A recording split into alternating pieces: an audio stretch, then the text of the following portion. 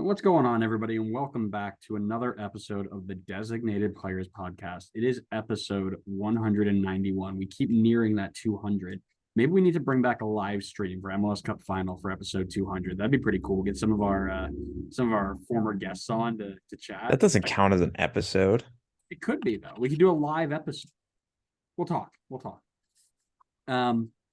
Today, as the end of the regular season nears, we have some reflecting to do, and it is on the preseason predictions. And I say that with hesitation because I'd like to put out there that my predictions were heavily influenced. Oh God, here we go. We're starting this already.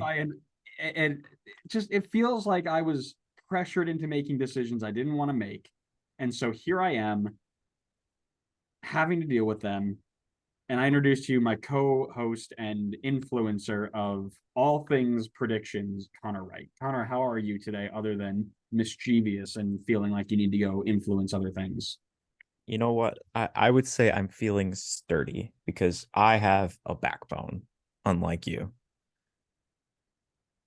We'll get into why in a little bit here. But as we mentioned today, we at the beginning of our year, we went and made our standings predictions. We made awards predictions for some of the awards that have been listed, and then we made some bold predictions. And we're just going to go through and talk about some of the really big misses. So I say anything outside of 5 for our predictions would be something to talk about. That sound fair?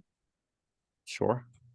And then we can also maybe hit on something where we got a little bit closer.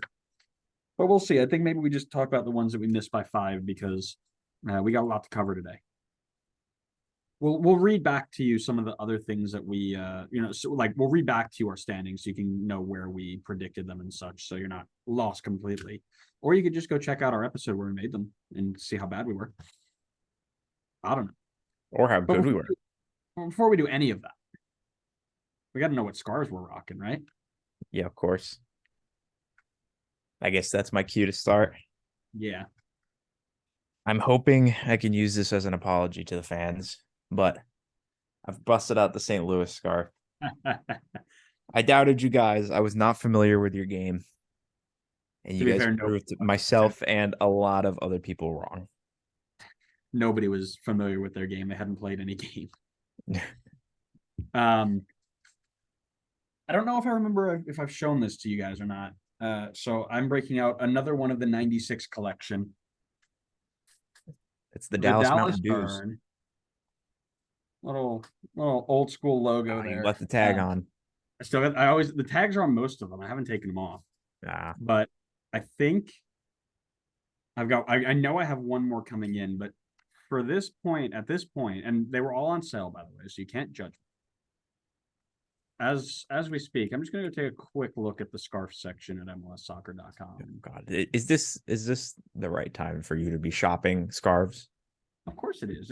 Can't you do this offline? No. There's free shipping. MLSFS is the code. As they just kept it San Diego. If they offered you $1 off, I think you would take it. They have you in a chokehold for these scarves. Maybe get your scarf game up. That's all I'm saying. I have plenty of scarves. Yeah, but they're not good. They are good. I have great scarves. And there's stories behind some of them. Most of the ones that I'm looking at, kind of stinky. Well, you should look at it in your free time. And we should start with predictions because I feel like this is going to be a long episode.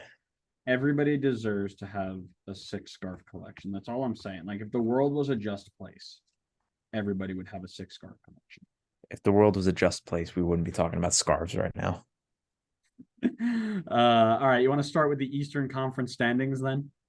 Yes, I would love to. All righty. I'll read out mine. You read out yours, and then we'll read out the final standings and talk about where we went really wrong. So I'll go 15-1. I had Chicago at 15, Montreal at 14, New York City at 13, the Columbus Crew at 12. I'm sorry. Miami at 11, Atlanta at 10, DC at 9, Charlotte at 8, New England at 7, Toronto at 6. And you want to know why I have Toronto at 6? Here we go. We'll talk about that in a little bit. FCC at 5, Nashville at 4, Philly at 3, the greatest team on turf, New York Red Bull at 2, and Orlando at 1. So here's what I'm thinking, by the way, before you go. What we'll do is we'll talk about the ones we missed blatantly, and then we'll talk about some of the teams that made the playoffs and we picked them out of the playoffs, and we'll talk about thoughts there as well. Because I think for the most part, we're okay. Okay. But after you. All right.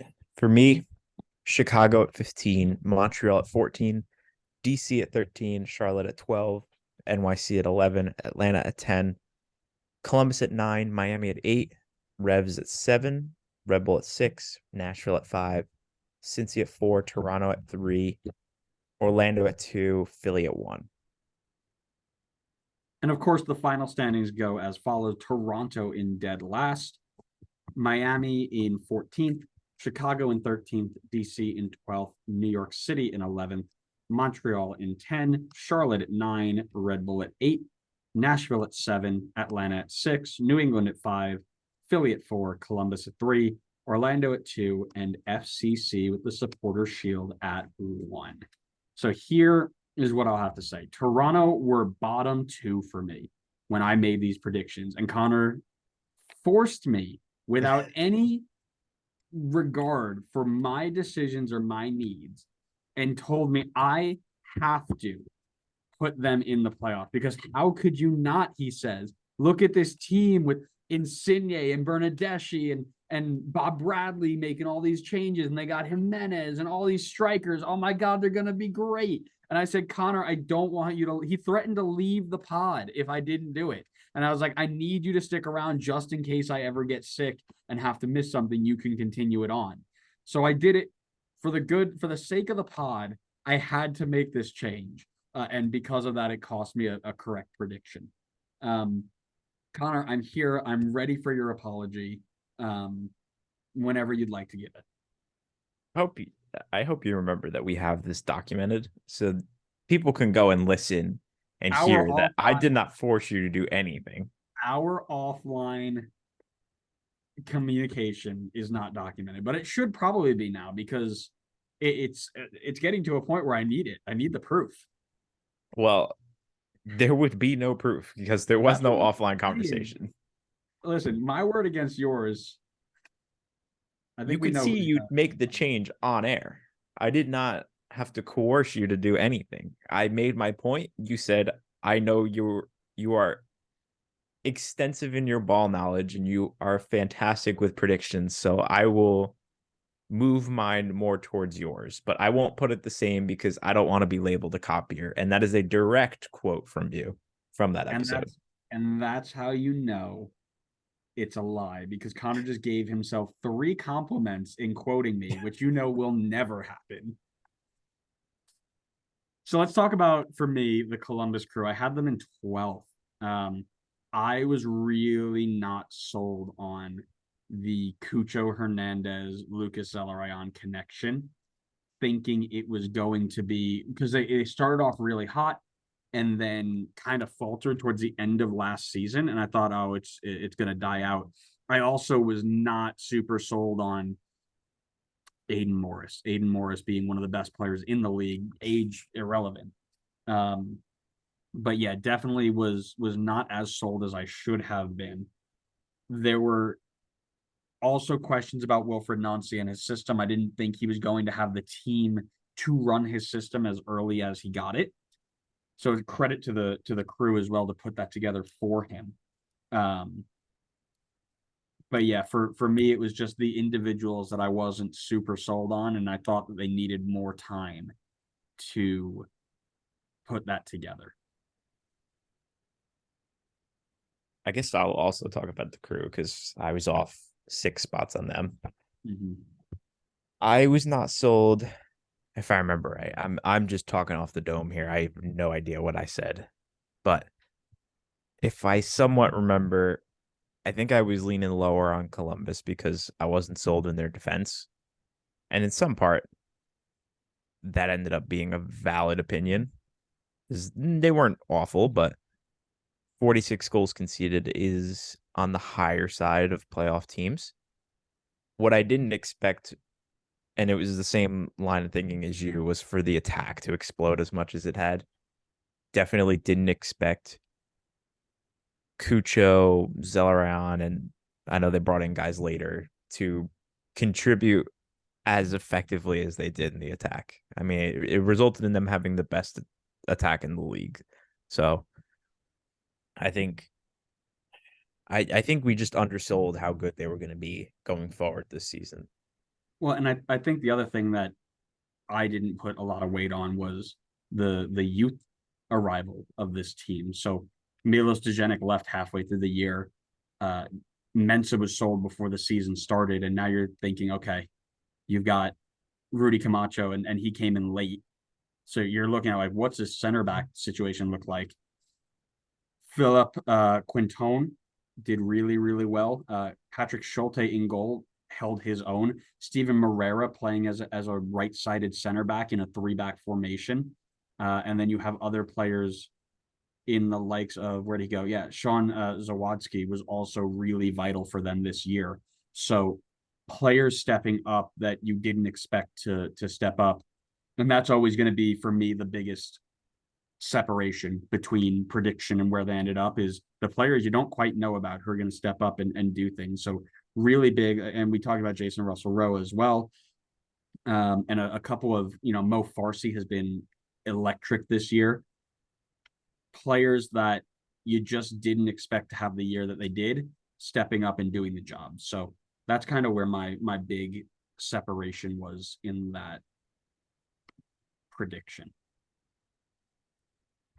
I also had, you and I both also had Atlanta out of the playoffs, both at 10. I'll let you kind of talk about that first.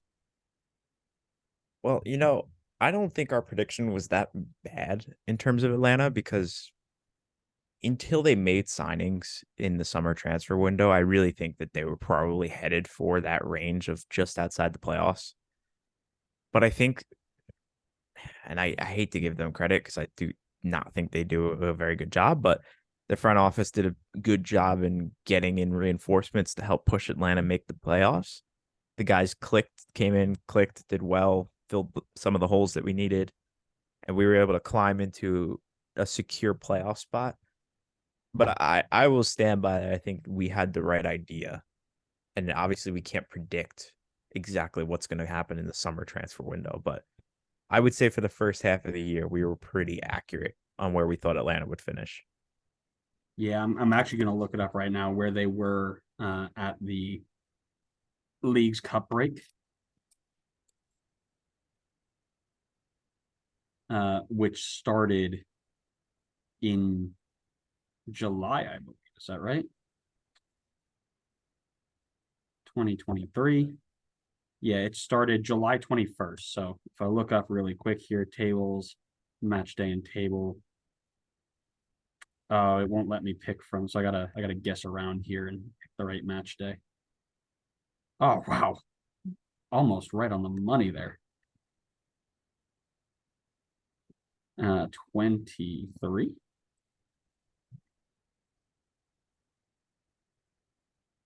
25. Yeah, so let's say match day 25. 25 games in, they were sixth at the table. They were right where they were, but they were only at a 10th spot. They were 9 points out of the 10th spot. So these players did make a bit of an impact from there. There were players who overperformed. I think Caleb Wiley comes to mind pretty quickly there, one of those guys who came in. But as you mentioned, players who were able to keep that level where they were as other teams were getting better. The signing of Zonde Silva, the signing of Sava Lobjandize, we're going to work on that pronunciation, and Muyumba, all three of those guys came in and made an instant impact and were able to keep their level where they belong. Does that give them the ability to come in and make a difference in the playoffs? I don't know. But I think if you don't bring those signings in, along with Giacomakis, by the way, who missed a lot of time for injuries and such, him and Almada were dirty, and that was another one that you weren't quite sure how it was going to come off. You had a feeling they was going to be good, but that good, I wasn't expecting that good. So Yeah, just again, overperformance of players. The Miles Robinson return was good. We've talked about how we weren't really sold on Brad Guzan. Um, and then their depth was kind of iffy as well. So good signings in the off season to get them back to where they belong. Yeah, I actually didn't realize that we were that high up in the table, but I think, and maybe I'm misremembering again, but I feel like we were trending in the wrong direction. And then we brought in the signings and they were able to kind of steady the ship. So I guess I'm maybe maybe it wasn't so more so that we had it right in the first half, but I think we may have ultimately gotten to the right range had they not brought people in to kind of steady the ship, as I mentioned. So I still think we were on the right track with our prediction. Yeah, like I said, it's they did well to, and I think there's a quote out there somewhere from the sporting director that just said, "We didn't feel we were good enough, so we went out and made the changes necessary to become good," and that's a massive credit to their front office, who has been hit or miss. I'm not gonna lie about that, but um, to go out and admit, yeah, we kind of weren't as good as we want to be, so we changed that, is a great look for them. So to me, it's time to talk about Toronto FC. So as I mentioned, Connor forced me to put them high. I said from the beginning, there's no way this team can be successful when they're playing with a three-man center midfield, all of them over the age of 30. We've actually gone down this road before. You can check it out in episode 187, I think, what went wrong for Toronto FC. What went wrong is that they had bad DPs. They had prima donna DPs. They didn't trust the coach. Their locker room was a mess, and they had a bad roster build. I saw it from the beginning. I predicted them there from the beginning, and Connor forced me to get rid of it. So I just want to put it out there that I saw it. I know ball, and Connor is going to be. We don't have a fine system here on the pod, but we're actually about to implement one. Funny enough. Oh, you're such a pain.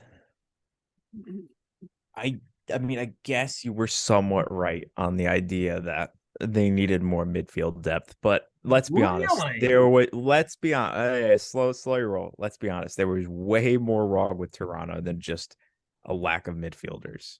And I highlighted it in the episode, so go back and listen to it. Yes, if you want to know what went wrong for Toronto FC, go check out our episode on that. And then go back and listen to the predictions, the original predictions. I highlighted it before you made me move them. Yeah, but then you didn't stick to it because you're a wimp. Anyway, Talk to me about Toronto. You also have to talk to me about Miami. Swing and a miss there. yeah. So Toronto, I thought they were trending in the right direction. I thought Insigne and Bernadeschi were coming in. I thought giving them a half a season, kind of get familiar with the league. I think they showed a little bit of promise in being able to hit the strides that I think a lot of people were expecting for them. And then I thought they did a good job bolstering the rest of the team. I mean, they brought in veteran guys that know how to get it done, Matt Hedges and Sean Johnson, and they brought in Rosted, who I thought would be another good addition to the back line. They really bolstered the team a lot. Definitely had some holes as we've mentioned, but I thought there was enough talent there that Insigne Bernadeschi would be able to hit the levels that we were expecting for them. And I think if they had done that, they were going to soar up the table. I mean, those two were going to be able to put together a deadly attack that was going to be one of the tops in the league. You know, they had a coach that knows how to get it done in this league. I felt the pieces were there on paper, but I mean, as soon as you have disconnect between your star players and your head coach, that was instantly, I feel like, the moment Toronto's season was done. I mean, it was a mess in the locker room. Your star players don't want to be there anymore. And that's it. The season was cooked at that point. So maybe things would have been different if you put a different head coach in charge, someone that connected a bit better with Insigne and Bernadeschi. But that was not the case. And because of that, my prediction was way off.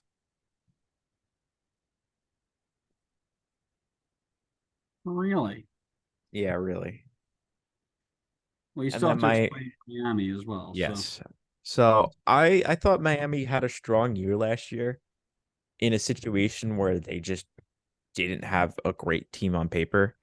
I thought they did well to get the most out of the pieces that they had while they were still recovering from the penalties that they got. And I thought they were going to be able to carry that momentum into the season. And, guys that were younger were going to, continue to step up and develop. And I thought they made some good offseason moves to bring in some more people to help out, like Josef Stefanelli. Wasn't even thinking about like any of the Messi or other summer transfer window moves that they made, but I thought they were going to be able to sustain enough and be able to sneak into the playoffs in a play-in spot, but they definitely went a step backwards. I think a lot of the pieces that they had performing the year prior kind of went, I don't know, I guess more towards back to earth. And the team looked more like what we were expecting probably 2 years ago from them. Or I guess I should say, yeah, I would say like what we expected from them at the start of the 22 season.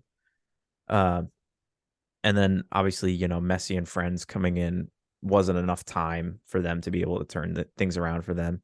So at that point, once they were in such a bad spot at the start of the year, it was kind of wrapped up for them already. I mean, I know we talked about when we were doing predictions, maybe like 5 or 6 games out or whatever, that there was still like a decent chance that they'd be able to get in. But I think enough key injuries made it so that they just didn't have the resources or the time to be able to turn things around. So they fell short of my expectation for them. Want it on record once again that Connor has not apologized for ruining my predictions. No, Get and it I out won't. there.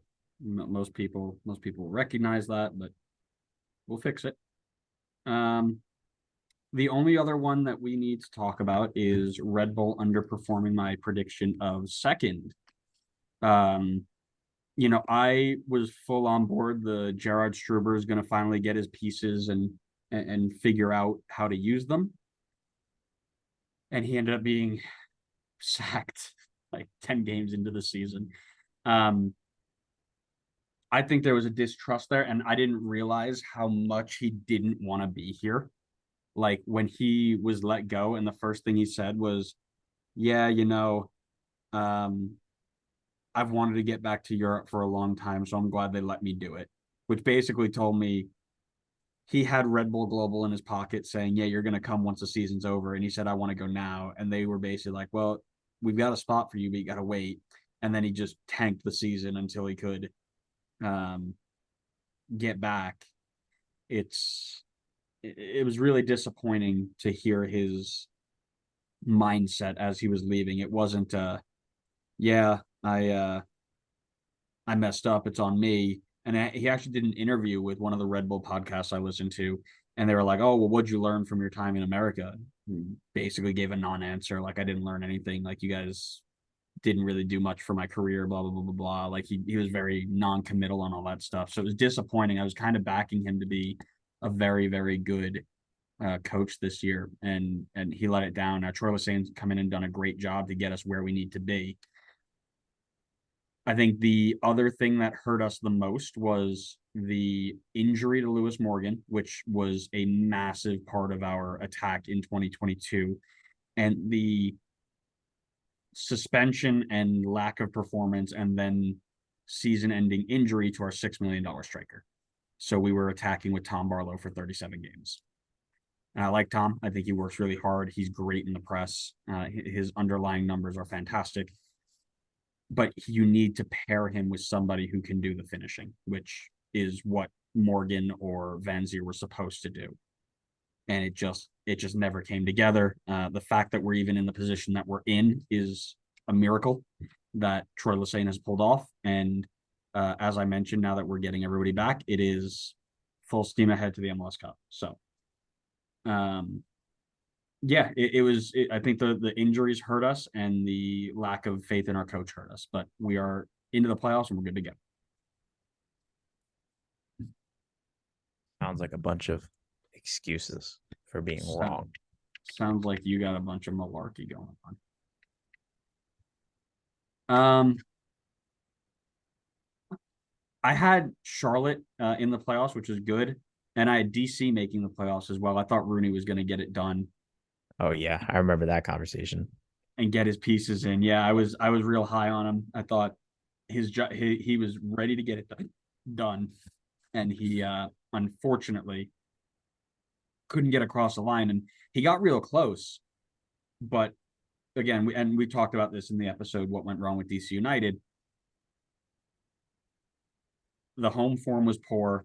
The player signings and off the field issues, which nobody can predict in predictions, hurt them massively. Losing one of their best attackers correctly, by the way, to the incidents off the field and having to let him go, which was the right move, also played into a bunch of issues there. So that's what tore mine out. And I'm looking at yours. Playoff, talked about, playoff, talked about, talked about. We talked about Atlanta. You had Charlotte out of the playoffs. I don't know if you want to touch on that a little bit.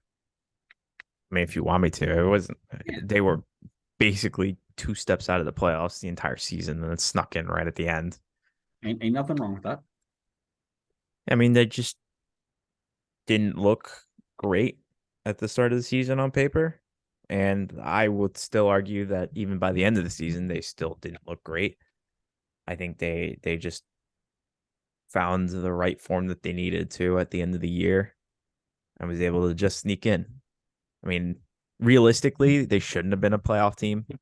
And it's the same argument you've had with Red Bull. Neither should Red Bull have.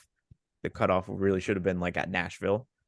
Because there just seemed to be different levels 1 through 7 and then 8 through 15 in the Eastern Conference. So I definitely don't feel like I was far off by saying that Charlotte was not going to make the playoffs in 12 and versus them sneaking into a play in at 9.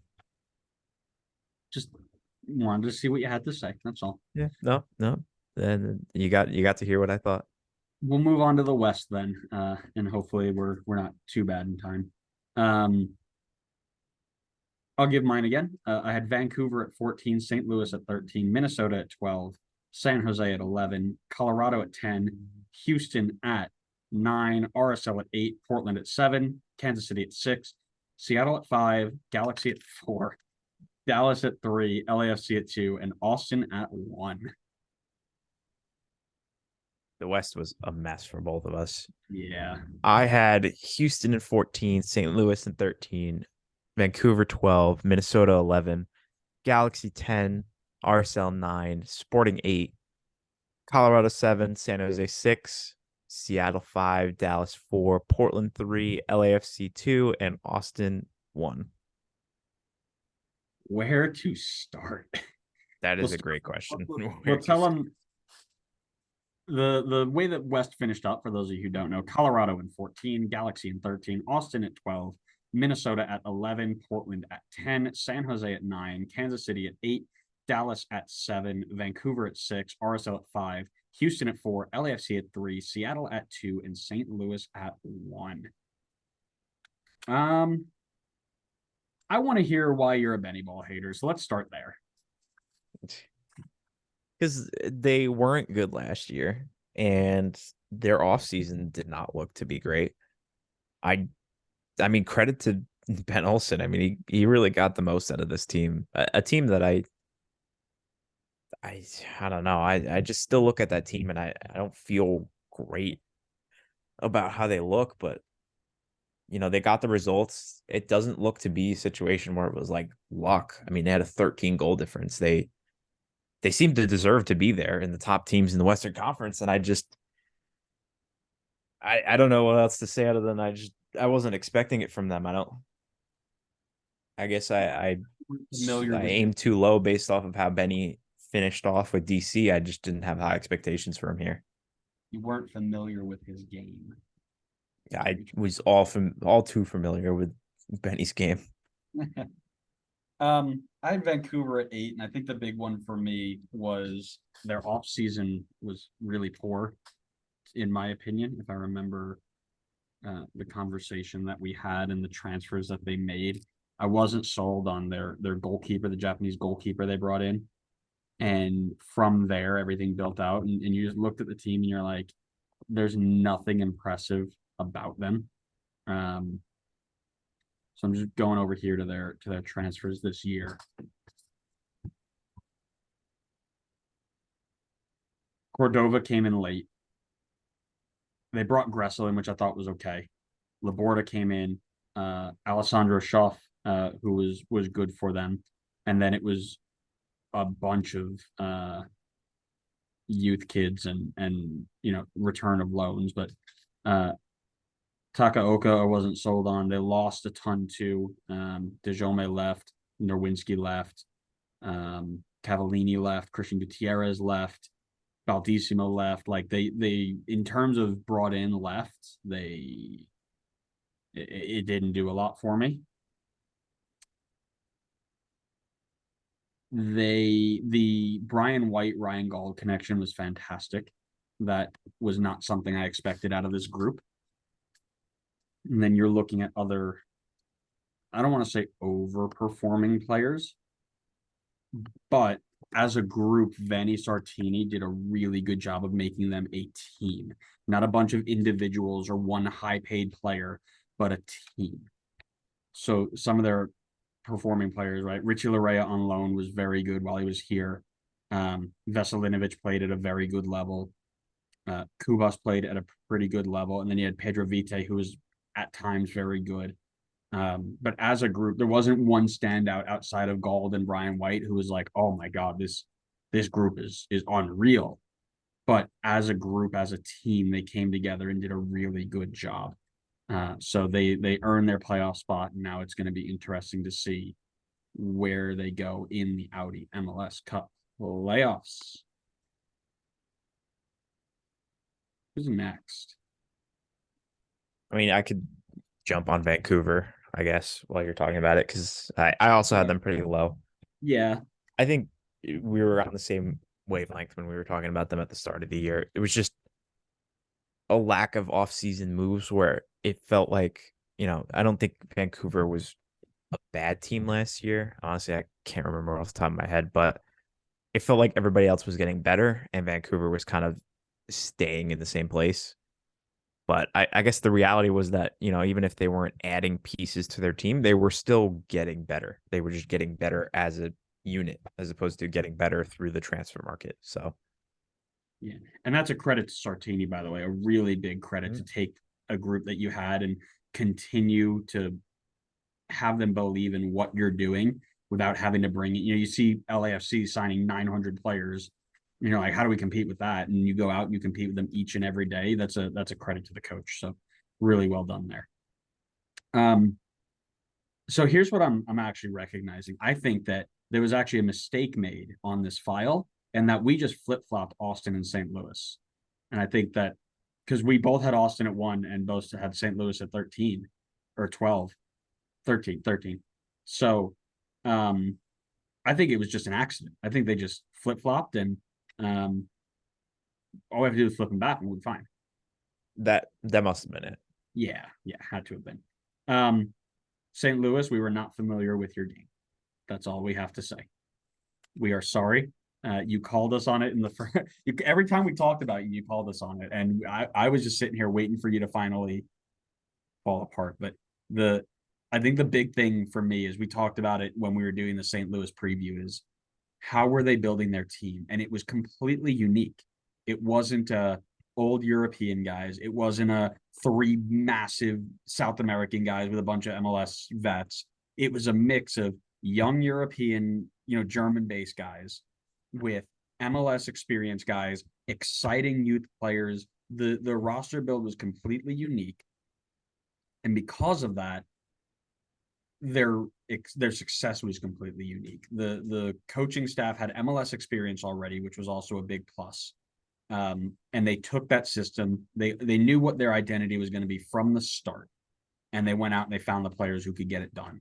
And Bradley Carnell is fantastic. I think that he's probably in the running, if not already, should be the recipient of Coach of the Year for what he's done with this expansion side. Getting them to play at the level they did is unbelievable. And it'll be very interesting to see how they handle a different sort of challenge in the MLS Cup playoffs because it is a different game now. Yeah, I mean, so much of what you said. I think it's just a big lack of familiarity with a lot of the guys that were coming in. I don't think, I don't think many people had heard of Edward Leuven before he joined the league, or had heard very little about like João Klaus. And in that case, it was hard to develop an expectation of what you were going to think for the team. And you look at a lot of pieces where it's like, okay, even like the MLS guys they brought in, you're thinking like, okay, they've made some good moves, or some guys who've had not much experience but have had some good potential. Like how's this gonna kind of click all together? And I think credit to the veteran guys on the team, they were really able to pull everything together, and the younger guys who didn't have the experience were able to slide in and make it look like they've been a veteran of the league. And they were able to kind of, like, I would say, revitalize a couple of younger players' careers, like Indiana Vassilev and Nico Giacchini. Um, so I mean, yeah, they brought in a bunch of guys who bought into the system, played well together, knew their role, and were able to execute. I think we placed too much reliance on looking for the big names and figuring out, being able to set expectations at the start of the season, and turns out they blew everybody's expectations out of the water.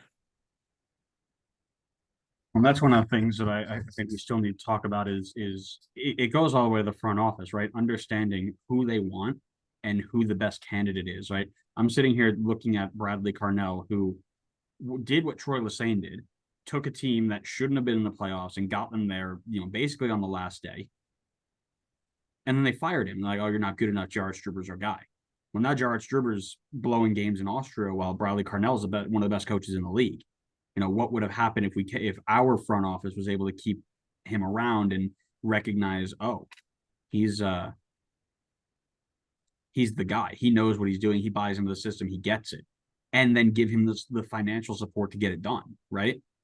It's a credit all the way from the front office and the ownership all the way to the the youth academy kids, right? The kids who are coming up through the system. It's a complete program, and I think they're going to be one to watch for quite a long time. Am I going to put them at first next year after Austin did what they did? Probably not, but spoilers. Can't spoil that far in advance. Anything else you want to add on St. Louis before we move on? Nope. All right, talk to me then.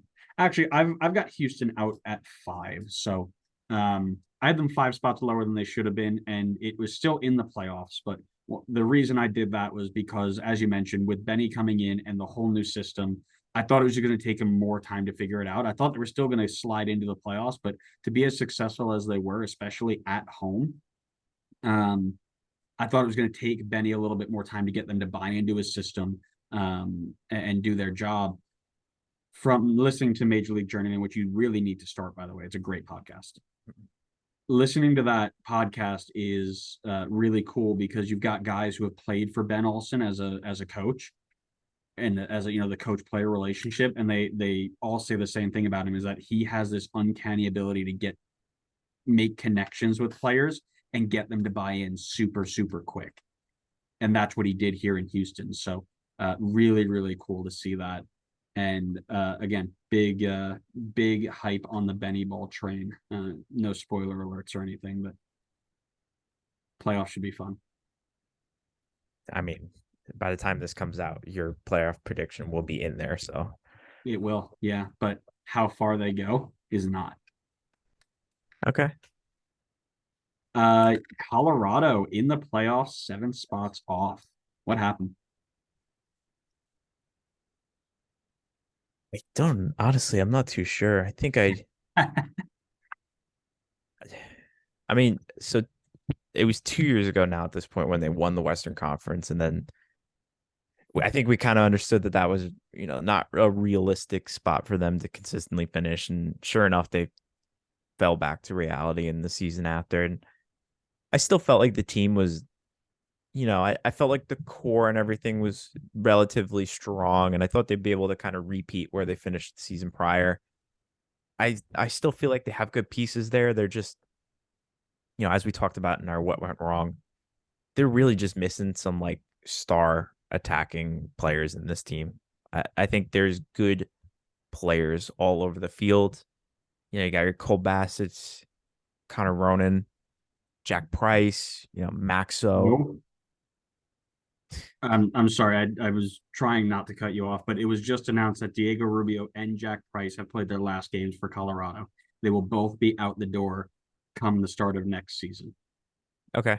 I get that. I think that makes sense for them. I think you probably look to move on and kind of rebuild. And I'm not sure that those guys are the right people to bring back in that case. They're both 30 at this point. I think you probably try to move on and build the team under a new system.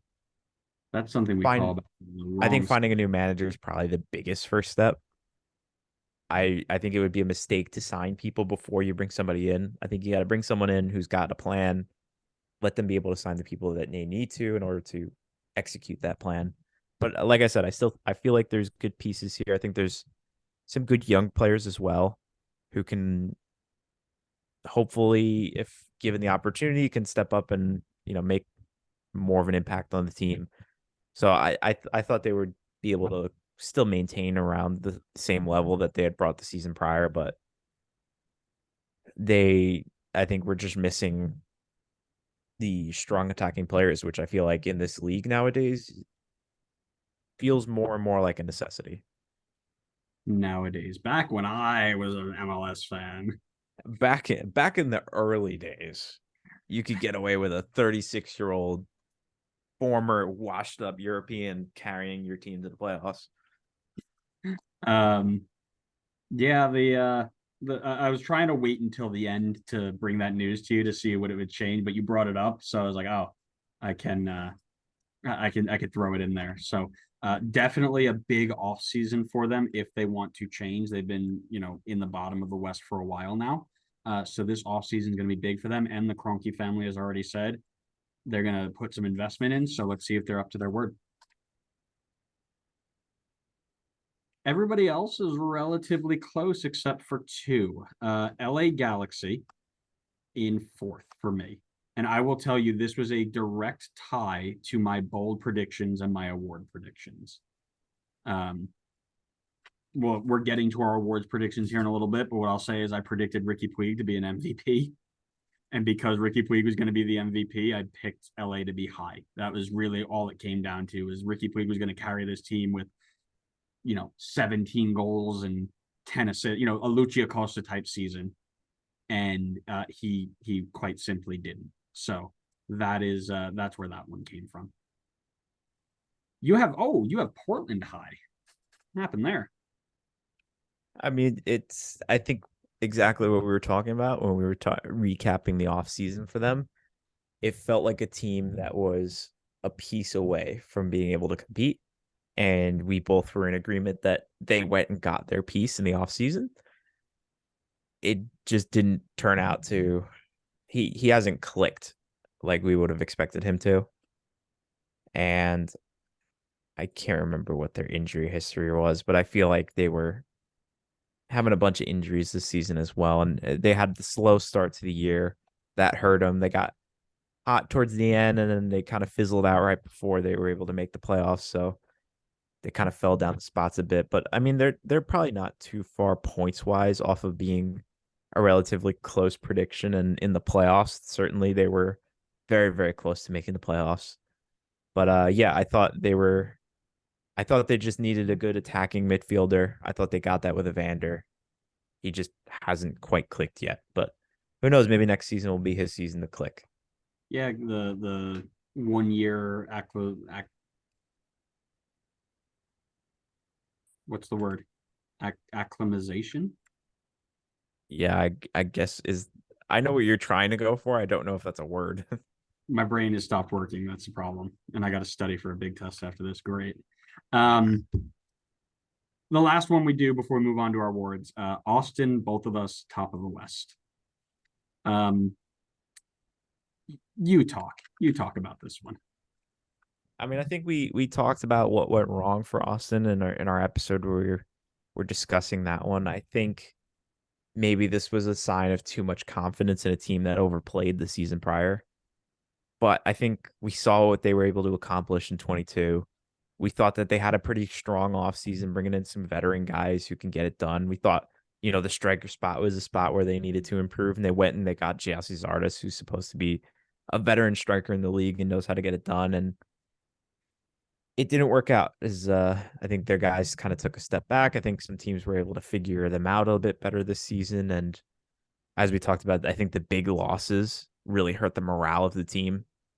And consistently having those big losses throughout the season, I think really killed it for them. So who knows? I mean, maybe everything would have been different this year had they, not had those couple of early bad losses in the year. Like they cleaned it up against St. Louis. They didn't hand away that victory. They didn't have that massive loss in CCL. Maybe things would have been completely different for them, but those losses happened. I think it killed their morale, and that was it. Season was wrapped at that point.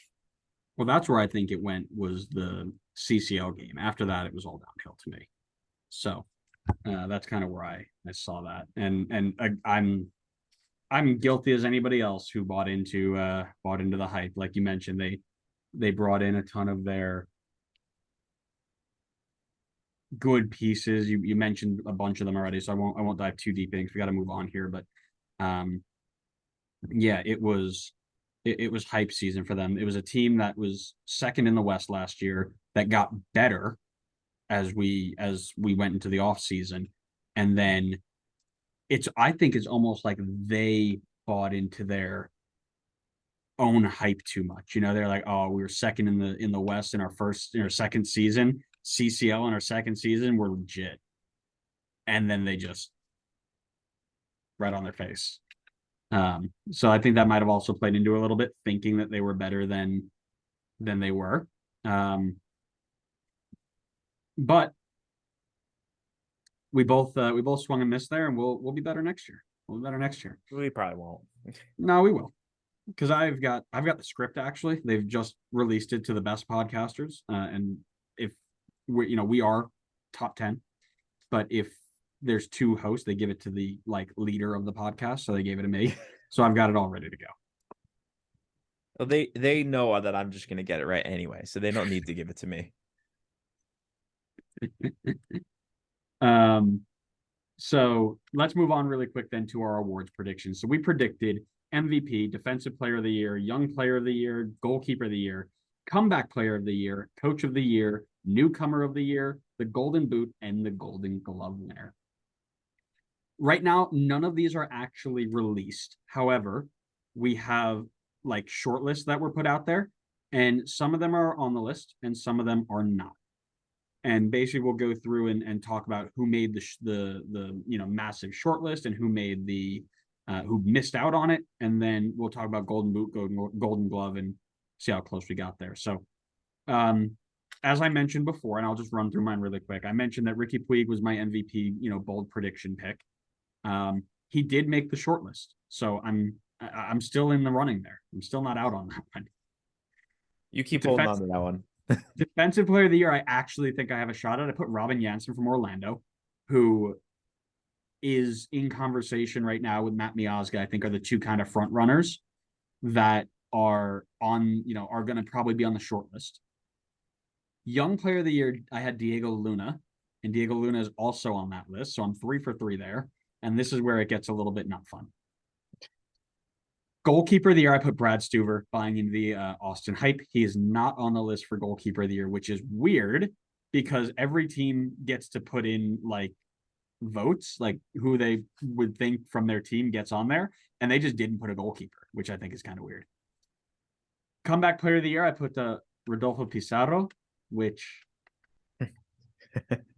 we won't talk about.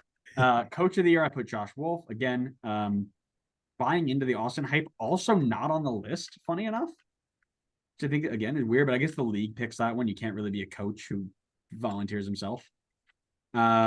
Newcomer of the Year, I had Enzo Capetti from Charlotte, not on the list. And this is where it gets bad. Golden Boot, Willie Agata from SKC. Did he score this year at all? That's I always a good conversation to have about your golden boot pick. uh Willie Agata from Sporting Kansas City, 24 years old. Oh, he had 3 goals in 685 minutes. Um, Nice. was he injured? I will look that up in a second, but I will say that my other one, the one I was I would say close on Golden Glove was Brad Stuver. Brad Stuver led the league in saves this year, which was a good shout because a good shot stopper, but he did not win the Golden Glove. That went to Stefan Fry. Uh, I'll start with the bad for mine. All right, start with the bad. Well, I mean, I'll just kind of go in order, I guess. In order does start with the bad, but my MVP pick was Lorenzo Insigne. Not on the list, to say the least. Brutal. Yeah, that one did not pan out. That was riding the Toronto hype train. Defensive player of the year, I went for Kai Wagner. Definitely was not going to be defensive player of the year, but very surprising that he's not even on the list, considering some of these other names that are on the list. But, I guess Philly has to be biased towards their center backs, whatever. Haters. Goalkeeper of the year. Or I don't know what order I'll go in. I'll go goalkeeper. Goalkeeper of the year, I went for Daniel from That's San right. Jose, who is on the list. Way. And in my opinion, should be a finalist. I don't think he'll win it, but I think he should be a Why? finalist. Because of the one stat that you care about. We went over this already. He is the second best in the one stat, but he was also very strong in save percentage and in saves. Anyway, I mean it's very clear who's winning goalkeeper of the year, and if he doesn't win it, then we riot. I don't know. We'll see. What do you mean you don't know? There is no conversation. Carlos Coronel is always in the I knew conversation. you were going to say that. Comeback player of the year, I went for Damir Kreilach, and he is on the list. Nice. So great pick by me. Well done. That's a tough one to get. Yeah, I mean it's not too bad. I guess you could just pick somebody who had a year-long injury the season prior, and odds are they'll probably be on the list. Willie Agata, comeback player of the year next year. I mean, Brad Guzan's on this list, and I don't think Market. Brad's anywhere near winning this one. You could go Willie Agata. Yeah, go back to back Golden Boot picks for Willie Agata. Andres Reyes on comeback player of the year. I think it's gonna be Alan Polito personally, but that's just me. It could be Robin Johnson. Okay, so then coach of the year, I also went Josh Wolf, riding the Austin Hype train. Didn't pan out.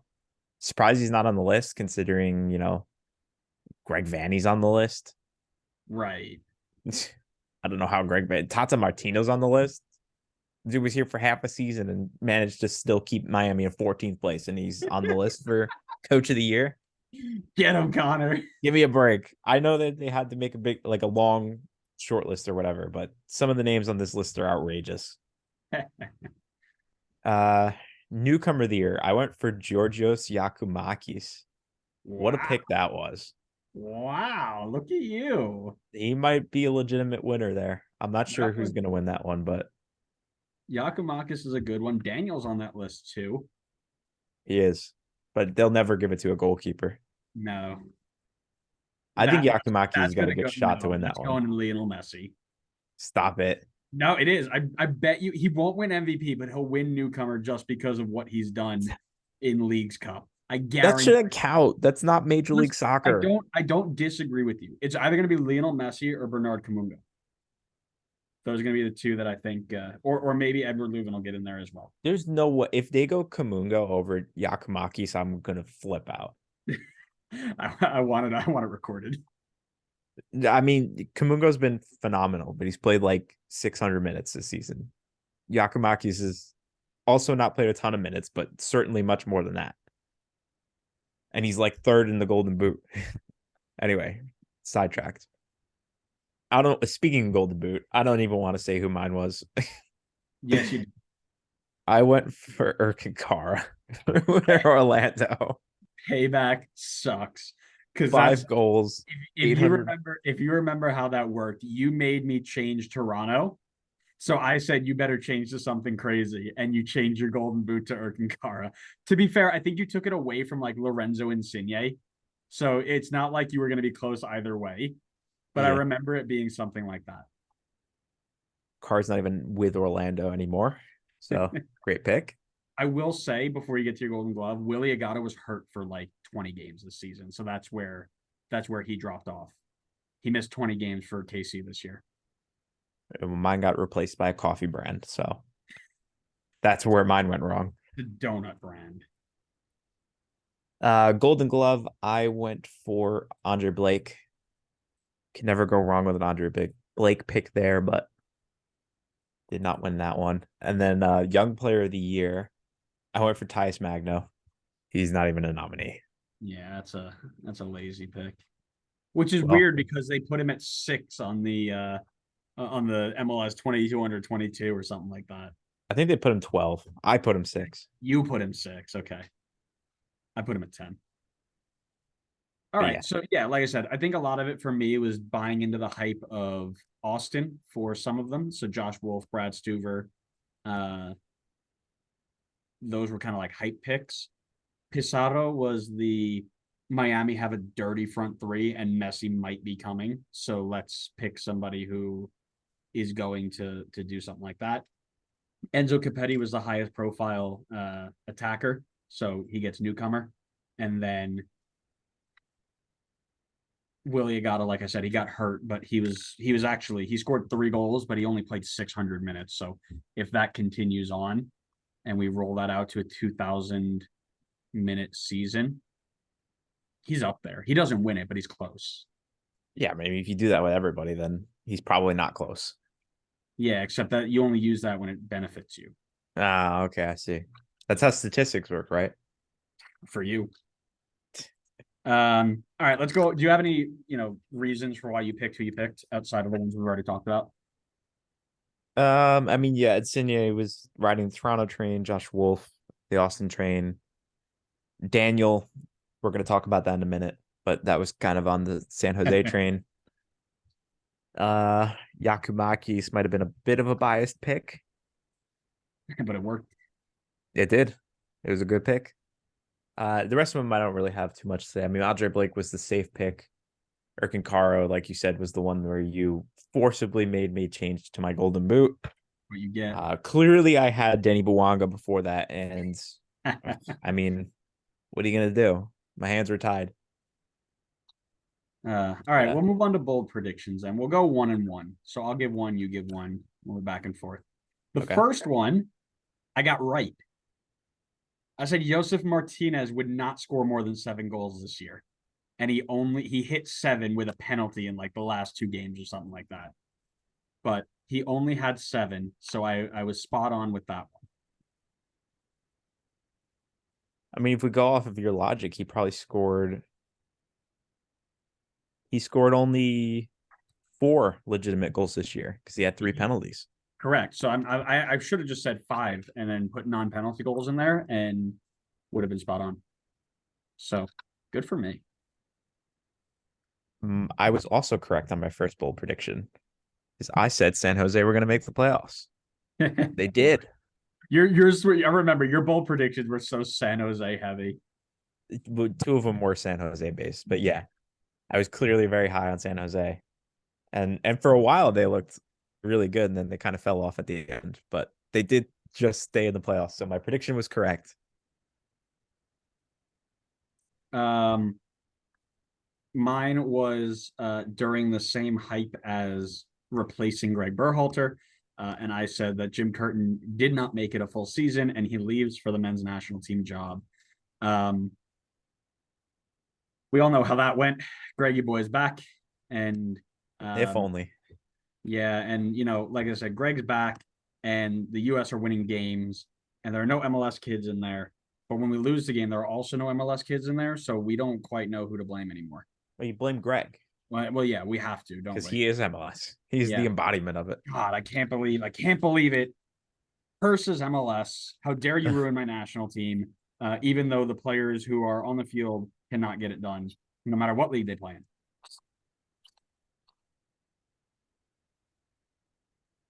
What's your second one? Sorry, I zoned out.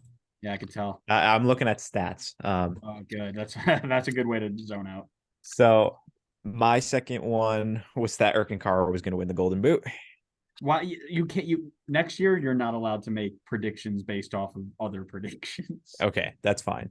Like you can make like a certain player does well if you predict a team to do well, but you can't say your Golden Boot winner is going to be Erkin and then your bold prediction is Erkin is going to win the Golden Boot. It's just boring. Well, then you're not going to like my last one. I know what your last one. I remember your. I know you know what my last one is. My last one I also didn't get right. I said Diego Luna was going to be top 5 in goals and assists at the end of the year.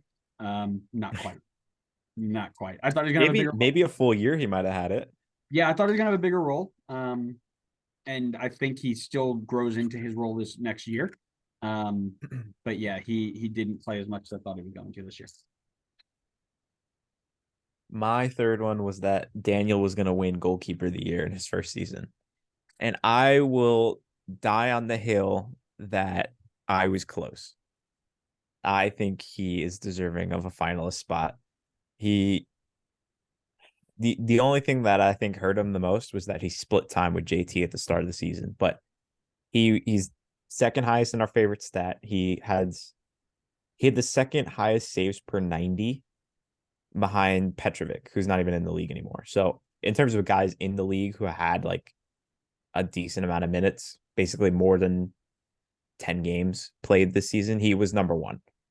In terms of guys who are still in the league who play in a blue goalkeeper jersey that are known by their first name and their first name. I did not. Daniel is the best of the best. Don't get me wrong. In terms of Brazilians named Daniel, he is number one. He was 4th highest in save percentage, 2nd highest in our favorite stat, number 1 in saves per 90. I don't think that was a bad prediction. I think it's not going to be right. Don't get me wrong. This is Roman Berkey's award to lose, but I think I was not far off. No, definitely a close one there. That's probably, I think of the bold predictions, you were closer than I was, but I also went bolder because, I'm not afraid to be wrong, unlike somebody. We have to add 2 more predictions for next year, which I just realized they give, and it's referee of the year and assistant referee of the year. There's no shot you're having me pick referee of the year. No, I can't even name a referee. We need to pick referees of the year to make watching games of that referee even more fun. I can't wait to be saying that, Chris Penso is my referee of the year, and then watch him bottle game after game. You're cheering like someone, Matt's coming into the room. He's like, "Oh, what are you getting so excited about?" He's like, "Ted Uncle just made a great call. VAR just confirmed his 3rd call of the game. He's having a hell of a game." Absolutely, we're making referee of the year next year. All right, you've sold me on it. That sounds kind of funny. Let's go, and then we could do AR. We don't need to do AR. What I want to do is see if they give us a list of the referees that are going to be out this year, so that we can pick from them. That'd be really fun. I'm done. Yeah. Well, I'm looking forward to doing more predictions next year because it's always fun to look back on these at the end of the year and see how right I was and how I could have been even more right if I wasn't forced to make changes that I didn't want to make. So, did we make any other predictions or was that it? I think that might have been it. We did. I don't think we have enough time for it on this episode, but we did do the draft for the top 5 positions. Oh, that's a completely different one. But yeah, I like that. I like that a lot. I would be very curious to see. I've got to go back and update some of those stats and see where they're at, and we'll use. I can't even remember who I picked, who I drafted. Yeah, we definitely got to take a look at that. That'd be really fun. Yeah, for sure. A lot of the ones that we picked are not in the league anymore. Yeah, I mean that's usually how it goes. I feel like. Yeah, and then we definitely don't have time for it now. That's another episode we can do. We can do it next week or whatever. We put it out on Friday. It doesn't matter. But yeah, so thanks everybody for listening to another episode of the Designated Players podcast. We hope you enjoyed it.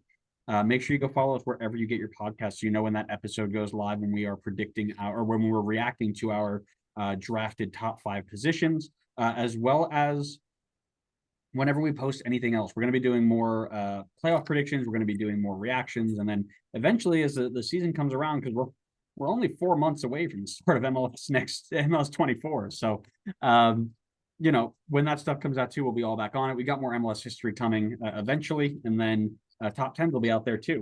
We got a whole big setup over the next couple of months that we're going to be changing for season 5. It's going to be 5th season. It's crazy. Oh my God. Yeah, so we're gonna go and do a whole bunch of stuff. So make sure you're following along. Follow us on all forms of social media: Facebook, Twitter, Instagram, YouTube, and TikTok, so we can interact with you guys and hear your thoughts. But we appreciate everybody for listening and watching and being a part of what we do. And we will see you next time on the next episode of the Designated Players Podcast. See ya.